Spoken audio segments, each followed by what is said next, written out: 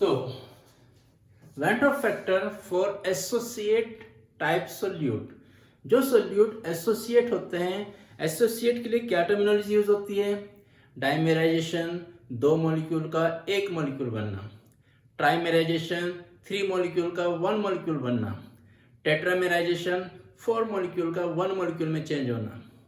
पेंटामेराइजेशन, 5 molecule का 1 molecule में change होना। ये ध्यान रखना है, डाइमेराइजेशन, ट्राइमेराइजेशन, टेट्रामेराइजेशन और पेंटामेराइजेशन। देखिए कैसे इसके लिए हम फॉर्मूला ड्राइव करते हैं। Let n molecules of A associate into AN, ये केस बन जाता है एसोसिएशन का। n की वैल्यू 2 होगी तो डाइमेराइजेशन,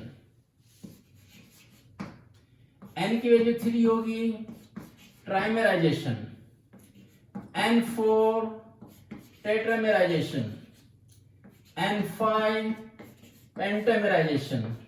इससे से करके आपके यहाँ ये केस बनते हैं। फिर हमने वही कंसीडर किया, let 1 mole of is taken initially,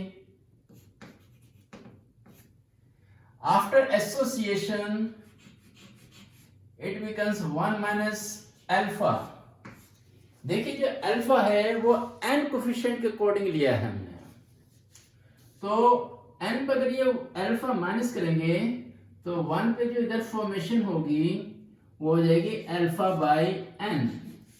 ऐसा क्यों हुआ? क्योंकि n पे 1 अल्फा माइनस होता है, तो 1 पे अल्फा माइनस n की फॉर्मेशन होगी। तो van Hoff factor i after upon before, बस आपने ये याद रखना है, आफ्टर अपॉन बिफोर। कोई भी केस हो, डिसोसिएशन हो या association, after association number of molecules divide by before association number of molecules, after upon before.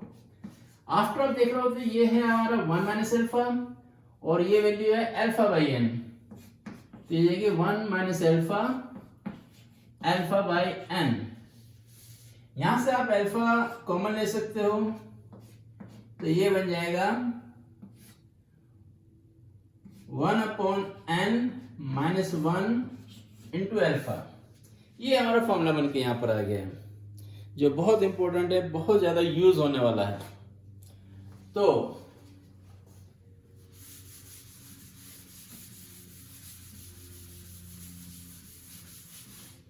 अब इस फॉर्मूले को देखते हैं कैसे यूज करते हैं। 1 plus 1 upon n minus 1 into alpha. यहां पर ये वैल्यू नेगेटिव में आएगी तो i की वैल्यू लेस देन 1 हो जाएगी।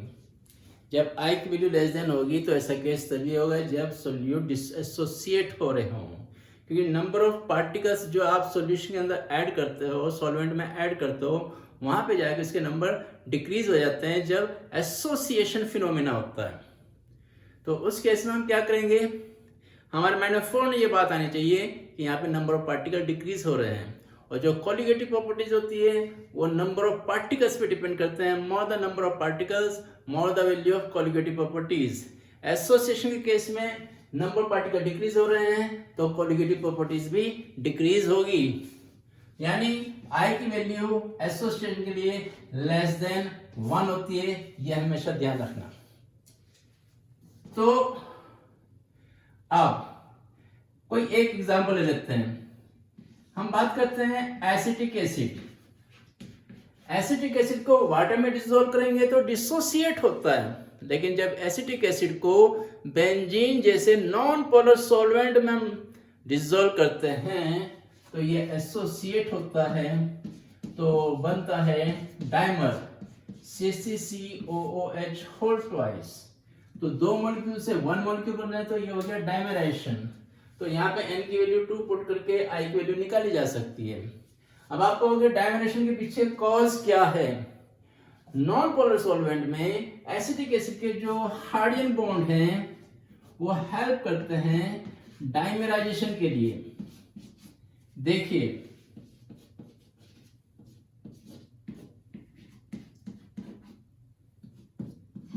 इस मॉलिक्यूल का C डबल बॉन्ड O दूसरे मॉलिक्यूल के OH का जो हाइड्रोजन है उसके साथ हाइड्रोजन बॉन्ड बनाएगा। इसी तरह इस मॉलिक्यूल का जो H है जो ऑक्सीजन से कनेक्ट है वो दूसरे मॉलिक्यूल के C डबल बॉन्ड O के साथ हाइड्रोजन बॉन्ड बनाएगा। तो ये जो हाइड्रोजन बॉन्ड है ये डायमेराइजेशन के लिए सपोर्टिंग फैक्टर बनता है। तो डायमेराइजेशन क्यों हुआ एसिटिक एसिड में? Due to hydrogen bonding.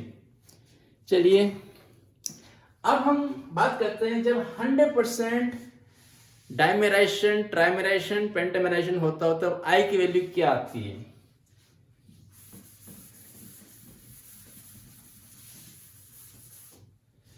और उससे पहले मैं ये भी बता देता हूं कि चूंकि I क्या होता है Cp observe upon Cp calculated, तो यहाँ पे जो ऑब्जर्व वैल्यू होगी वो कैलकुलेटेड से कम आएगी, छोटी वैल्यू आएगी क्योंकि I लेस देन 1 है। तो Cp observe is less than Cp calculated.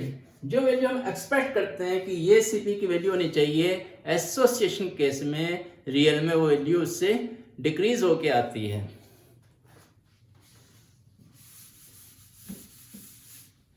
Hundred % association हो तो क्या होगा? In case of 100% association value of alpha is 1। जैसे डिग्री ऑफ डिसोसिएशन 100% होता है और डिग्री ऑफ एसोसिएशन 100% होता है तो अल्फा की वैल्यू हमेशा 1 होती है।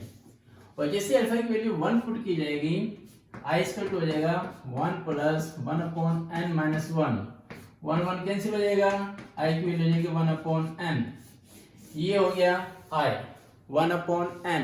n की वैल्यू 2 है डायमेराइजेशन के लिए, तो I की वैल्यू 2 हो जाएगी डायमेराइजेशन के केस में, डायमेराइजेशन के केस में।